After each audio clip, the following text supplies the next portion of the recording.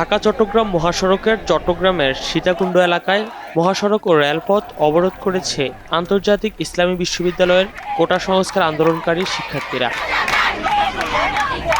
সকাল 10:30টার দিকে উপজেলার সোনাইছড়ি ইউনিয়নের বিশ্ববিদ্যালয়টির মূল ফটক এলাকায় চট্টগ্রামমুখী লেন অবরোধ করে।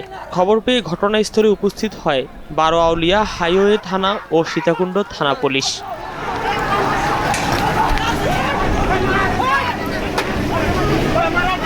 দুপুর 1টার পর একটি দল আন্দোলনকারীদের উপর চড়াও হয়। এ সময় উভয় পক্ষের মধ্যে হাতাহাতি ও মারামারি হয়। এতে উভয় পক্ষের কয়েকজন আহত হয়।